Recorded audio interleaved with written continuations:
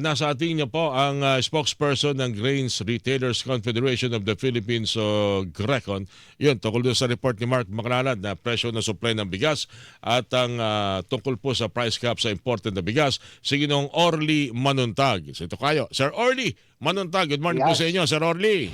Yes, magandang umaga po, Tokayo, Ka-Orly, at sa lahat po na inyong tagapanood at tagapakinig. Kaya na, pinakikinggan ko, mukhang parang hindi ko malaman saan ang nagiging problema dahil pag kinakausap ang DA, ang binabanggit nila, maging ang ilang mga nagpaparating din po ng bigas, sapat naman ng supply ng imported rice. Katunayan, bumisita nga dito yung nakaraang mga linggo, yung opisyal ng Pangulo ng Vietnam. At isa sa tiniyak ay supply ng bigas mula sa kanila, hindi lang tiyak na supply kundi mura pa na presyo. Pero sa kabila nito ay may mga nagre-reklamo pa rin retailer na batay sa presyuhan sa kanila supplier ay nalulugi sila at halos wala silang kitain sa imported na bigas. Ano ba ang observation niyo po dito sa GRECON, Sir Orly? Sa ngayon po kasi, no, nung mga nakaraang buwan, lalo na po itong April and then itong kalagitnaan ng May, Aha. medyo maganda pa naman yung presyo po sa Vietnam, Thailand. Ngayon po lang talagang yung pagpasok po ng June, umangat din po ang presyo sa kanila, sa imported. So ngayon sa mga retailers po na nakakasalamuha natin at kasama naman namin sa hanap buhay, may mga ibang mga wholesalers or importers talaga na mahal magbenta. Mhm. So ito siguro ho nagkakaroon ng nagkakahiyaan kung sino Sab ang sasabihin nila ng Yun mga nga po eh. na May magkano ang may kanilang puhunan. Dapat talaga magkausap. May Ah, resibo mai naman, 'di ba, Sir Orly? Kasi kayo pag bumili kayo sa Tama, retailer, meron tama kayong po. Mhm. kinukuhang meron mo ang tawag doon, purchase order, pati yung presyo kung magkano binayaran ninyo.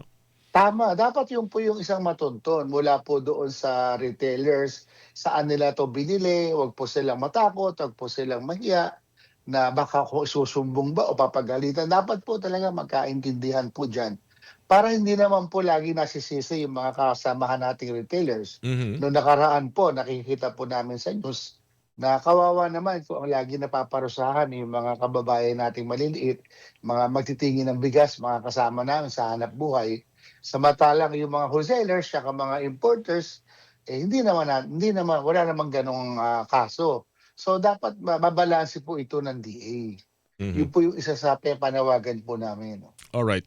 Sa ngayon ba, tulad ng binabanggit ninyo, may paggalaw sa presyo ng imported rice coming from Vietnam. Sa inyong tingin ay dapat mo na bang ihinto itong price cap na 50 pesos? O pwede pa naman, kaya pa Sa naman ito at tingin pwede pa ko palawigin? tama lang naman po kasi una-una nung mga nakaraang quarter natin, lalo na yung first quarter, 'di po ba? Mhm. Bumaba po mababa po ang presyo ng bigas po nun Mhm. sa world market. Nasa around 440, 450 lang. Pero yung presyo naman sa market, lalo hong tumaas. Ngayon naman po umaangat siya, nag-price cap po ang ating gobyerno. Tingin po namin tama lang po ito Mhm. para maiwasan po yung pagkasamantala at ang alam po namin ito yung ma-extend hanggang ngayong July. Siguro po preparatory na rin po para sa SONA at nakikita rin naman namin majority naman po ng mga retailer nakakasunod naman po. Sa ngayon ba talagang hindi kakayanin na mag-import tayo ng bultuhan na halos ay umaabot na tayo din sa maximum access volume? Hindi pa rin talaga kaya ng ating mga local producer ng bigas ang kinakailangan nating supply ng bigas. Tokayo, inamin naman ito ay record naman sa PSA. 78% po tayo rice sufficient. So meron tayong gap na 22 22%. o 20. So itong gap po na 'to, ang basa po namin ito nasa mga 4 million. Ang pangangailangan o baka lumagpas po ng konti, depende po sa demand po natin dahil meron po tayong issue, yung giyera po sa ano po natin, Iran sa gitnang Middle East. silangan. Pangalawa po yung fuel surcharge po natin, tumaas po yung fuel po pala issue, and pangatlo po yung El Nino. So ito pong tatlo na 'to at pang-apat po pala yung pagtaas po ng presyo ng fertilizer. So ito po yung factor ngayon po na medyo matindi po yung hamon sa ating pong lokal na kasama na mga magsasaka para po madagdagan yung kanilang pong production, kinakailangan po talaga ng tulong po ng gobyerno. Mhm. Yun Oh, po yung nakikita po namin dito. alright. Yung Vietnam ang natukoy natin may pagtaas. Kumusta naman po sa iba? India, meron din sa Cambodia yata tayo and Unti-unti po tumataas na rin po sila, lalo na mhm, po ang Cambodia, mas mataas po yan sa presyo po niya kumpara po sa Vietnam. Ang Thailand po halos gano'n na rin po. Ang mababa lang po ngayon is itong Pakistan at saka po India. Yun nga lang, medyo malayo po ng konti. mm, Nasa 1 buwan po ang transit ang period po biyahe. niyan bago po makarating sa ating pong pantalan. Mm. Depende kung hindi pa yan naabuti ng tag-ulan ano o hindi dadaan Tam sa bagyo yung kanilang barko Tama kundi tama kinakailangan po kayo. tumigil. Kaya po Mahirap na baka gano'n. pagdating dito Mm, basahan ng ulan. tama po, ayun. Alright, anyway. So, siguro ang pinupunto na naman dito, lalo na ng pamahalaan ng DA, kung sa tingin ninyo merong problema na kinakailangan solusyonan, manggaling na rin mismo sa mga retailer. Kaya kinakailangan malaman kung saan galing o sino supplier po ninyo. At tuloy binabanggit niya to kaya, Sir Orly. Minsan hindi dalawang isip sa banggitin kung sino yung mga supplier nila. Ano po?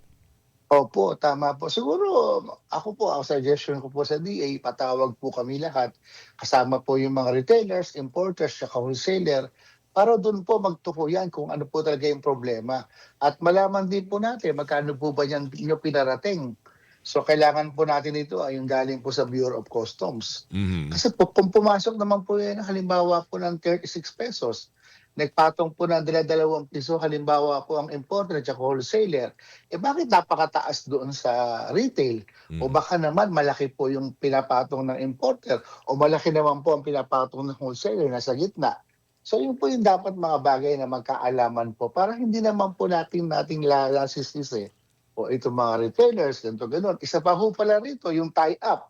Mabigat din po 'yan sa mga retailers po. Bumibili po yung mga retailers natin maliliit ng may tie-up na iba ang presyo. Siyempre po kung maliit lang na retailer po tayo, ang 100 sako lang, bibili ka ng 80 na maganda, 20 sako na medyo mataas ang presyo. 'Pag binenta mo 'yan sa merkado, pagbalik, 80 yung benta mo, yung 20 sacks maiiwan sa'yo. Pagbili mo uli may tie-up. So hindi makakaikot yung mga retailers natin. Alam namin ito po ay tatamaan yung Consumers Act na Mhm. dapat maaksyonan po ng DA at Opo. saka po ng DTI. So marami po tayong complaint sa mga retailers po natin na, "Sir, Mm. bakit po gano'n?"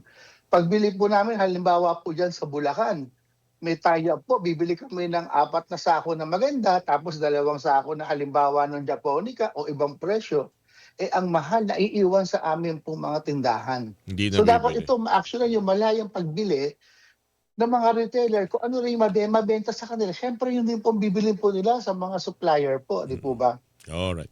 Anyway, Sir Arlie, siguro, well, umasa naman tayo na dito sa pagpawi ng tensyon sa akin ng silangan ay makatutulong ito para sa ating sektor ng agrikultura. Sir Arlie, Ay, maraming salamat opo, po. salamat po. Sa uulitin po. Thank you, sir. Tokayo. Ay spokesperson po ng Grains Retailers Confederation of the Philippines o GRECON, Ginoong Orly Manuntag, mga kapuso, ang inyo pong napakinggan.